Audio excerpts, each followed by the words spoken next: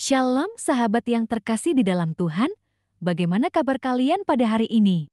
Semoga senantiasa diberi kesehatan dari Tuhan. Pada kesempatan yang indah ini, kita akan mendengar firman Tuhan, tapi sebelum itu, kita berdoa terlebih dahulu.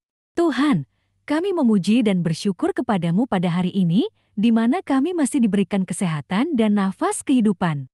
Tuhan, saat ini kami hendak mendengarkan firman-Mu. Berilah pengetahuan dan bimbinglah hamba-Mu ini, agar apa yang Engkau firmankan dapat bekerja sesuai kehendak-Mu. Bukakanlah pintu hati dan pikiran kami untuk mendengar dan menerima firman-Mu. Kiranya firman-Mu ini dapat menjadi berkat bagi kami. Berbicaralah Tuhan, kami sudah siap menerima firman-Mu. Di dalam nama Tuhan Yesus Kristus, kami berdoa dan mengucap syukur. Amin. Firman Tuhan yang sampai pada kita diambil dari Mazmur 4 ayat 2 sampai ke 9. Beginilah firman Tuhan. Apabila aku berseru, jawablah aku, ya Allah, yang membenarkan aku. Di dalam kesesakan, Engkau memberi kelegaan kepadaku. Kasihanilah aku dan dengarkanlah doaku. Hai orang-orang, berapa lama lagi kemuliaanku dinodai? Berapa lama lagi kamu mencintai yang sia-sia dan mencari kebohongan? Selah. Ketahuilah bahwa Tuhan telah memilih baginya seorang yang dikasihinya. Tuhan mendengarkan apabila aku berseru kepadanya. Biarlah kamu marah, tetapi jangan berbuat dosa. Berkata-katalah dalam hatimu di tempat tidurmu, tetapi tetaplah diam. Selah. Persembahkanlah korban yang benar dan percayalah kepada Tuhan. Banyak orang berkata, siapa yang akan memperlihatkan yang baik kepada kita? Biarlah cahaya wajah-Mu menyinari kami, ya Tuhan. Engkau telah memberikan sukacita kepadaku, lebih banyak daripada mereka, ketika mereka kelimpahan gandum dan anggur. Dengan tenteram, aku mau membaringkan diri, lalu segera tidur, sebab hanya Engkaulah, ya Tuhan, yang membiarkan aku diam dengan aman. Sahabat yang terkasih, bagaimana kita memaknai situasi yang sedang kita alami, itu akan sangat menentukan perasaan dan tindakan kita ke depannya. Viktor Frankl, berkebangsaan Austria yang merupakan seorang psikolog yang terkenal dengan metode logoterapinya mengatakan bahwa ia telah menemukan hidupnya kembali pada saat bebas dari kamp konsentrasi Auschwitz, Jerman. Pengalamannya di kamp konsentrasi ditulisnya dalam buku Man Search for Meaning.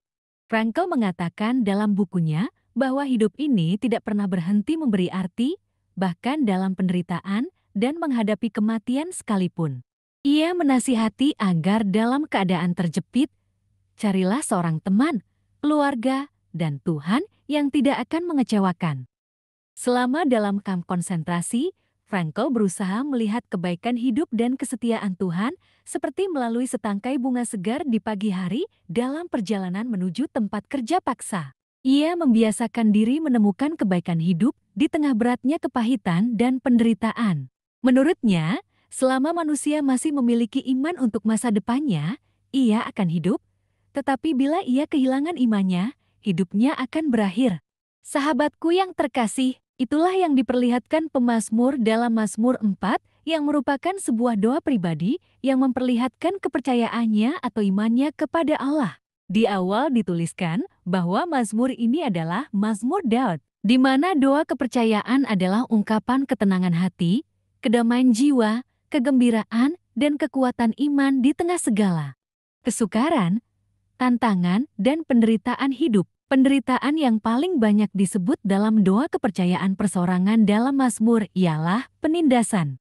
Dalam menghadapi kesukaran dan tantangan dan penderitaan hidup, pemazmur mencari Allah. Pemazmur berseru kepada Allah karena pemazmur telah mengalami, merasakan, dan tetap mengingat bagaimana Allah telah menolong dia. Allah memberikan kelegaan ketika dia mengalami kesesakan. Ayat 2b. Memberi kesukacitaan yang melebihi kelimpahan gandum dan anggur. Ayat 8.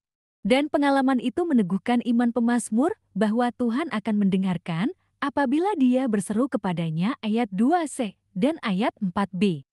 Pengalaman iman dan kepercayaan pemazmur ini menuntun pemazmur dalam menyikapi hidup dan menghadapi perbuatan musuh-musuhnya. Walaupun pemazmur mengalami ketertekanan dan ketertindasan atas perbuatan musuh atau lawannya, Ayat 3, namun pemazmur tidak menghadapinya dengan amarah atau membalas dengan tindakan kejam. Justru sepertinya pemazmur menasihati agar mereka bisa menguasai diri, sehingga biarpun mereka marah, mereka tidak berbuat dosa. Dan tetap diam, hanya berkata-kata dalam hati dan mempersembahkan korban yang benar, serta percaya kepada Tuhan. Ayat 5 dan 6. Sahabatku, pemazmur tidak hanya berseru kepada Tuhan untuk dirinya sendiri, tetapi juga untuk orang banyak, agar cahaya wajah Tuhan menyinari pemazmur dan orang banyak. Sehingga mereka akan bertanya-tanya, siapa yang akan memperlihatkan yang baik kepada mereka. Ayat 7. Di sini jelas terlihat, walaupun ada kesukaran, tantangan dan penderitaan hidup, namun pemazmur memiliki ketenangan hati, kedamaian jiwa, kegembiraan, karena pemazmur percaya dan menyerahkan dirinya kepada Tuhan.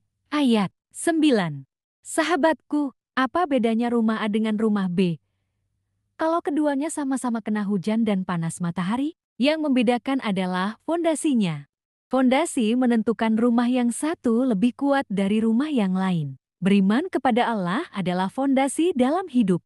Beriman kepada Allah artinya percaya dan mempercayakan diri kepada Allah. Allah yang menjadi penguasa dan penuntun dalam hidup dan dalam memaknai setiap pengalaman kehidupan. Pemazmur telah memperlihatkannya dalam Mazmur 4. Dan Viktor Frankl juga berdasarkan pengalaman hidupnya, seperti yang diutarakan dalam bagian pendahuluan menyatakan bahwa selama manusia masih memiliki iman untuk masa depannya, ia akan hidup, tetapi bila ia kehilangan imannya, hidupnya akan berakhir. Bersama Tuhan, orang-orang ini merasa tenang. Lalu bagaimana dengan kita? Apakah ketika kita dalam kesesakan dan berdoa meminta pertolongan kepada Tuhan, benarkah kita sepenuhnya percaya padanya? Kiranya kita perlu sadar dan waspada, sebab di zaman yang bisa dikatakan serba teknologi, hari-hari kita sepertinya bukan lagi Tuhan mendengar doaku, tetapi smartphone mendengar doaku. Hal ini dapat dilihat dari beberapa sikap atau gaya hidup yang diperlihatkan, di mana ketika kita marah, kita buat status untuk menyindir seseorang. Ketika kita bahagia, kita buat status untuk pamer. Ketika ada permasalahan hidup dan rumah tangga, kita malah mengumbarnya. Seharusnya sebagai anak-anak Tuhan, baik duka dan senang, kita memanjatkan syukur kepadanya. Sebab di balik semua itu, ada suatu kerinduan Tuhan agar kita berbicara kepadanya dan juga mendekatkan diri. Dan ketika kita mendekatkan diri padanya, ketentraman hidup dan juga ketenangan akan ada dalam hati kita, supaya ketika kita marah tidak berlarut-larut dan menimbulkan dosa. Efesus 2 ayat 26. Sehingga ketika kita bangun esok hari yang kita dapati adalah ketenangan jiwa, bukan dosa. Marilah kita menyadari hal ini dan mempercayakan diri hanya kepada Tuhan. Bersama Tuhan kita tenang. Jadikanlah iman kepada Tuhan fondasi hidup kita, hingga dengan iman kita memaknai setiap peristiwa dalam hidup, baik susah maupun senang, baik sehat maupun sakit, baik suka maupun duka. Iman memungkinkan kita melihat pelangi di balik badai sehebat apapun. Berdoa membuat kita tetap memiliki pengharapan walau hidup kita sepertinya gelap pekat. Dan iman membuat kita tidak kehilangan pegangan, kendati berbagai-bagai arus penderitaan menerpa. Sebab kita percaya Tuhan beserta kita. Sebab itu demikianlah firman Tuhan. Kiranya Anda diberkati melalui renungan ini, juga menghidupkan iman saudara, agar senantiasa bekerja di ladangnya Tuhan. Kita berdoa. Terima kasih Tuhan atas firman-Mu yang Engkau berikan pada kami. Kiranya apa yang Engkau firmankan bisa kami tanam di hati kami masing-masing, dan kuatkanlah kami untuk melakukan apa yang Engkau firmankan sesuai dengan kehendak-Mu. Biarlah perkataan-Mu menyegarkan jiwa kami, menghidupkan hati yang lemah dan lesu, dan membangkitkan harapan dan kasih. Berkatilah hidup kami, agar kami tetap dapat berkesempatan mendengarkan firman-Mu kembali. Berkati jemaat-Mu di setiap saat, tempat dan kondisi hidup mereka, agar senantiasa selalu merindukan dan membutuhkan firman-Mu sebagai pelita kebenaran yang memerdekakan dan penghiburan yang menguatkan. Ajarilah kami bahasa firman-Mu, dan bimbinglah kami untuk selalu hidup sesuai kehendak-Mu, agar kami dekat padamu. Di dalam nama Tuhan Yesus Kristus, Kami berdoa dan mengucap syukur. Amin.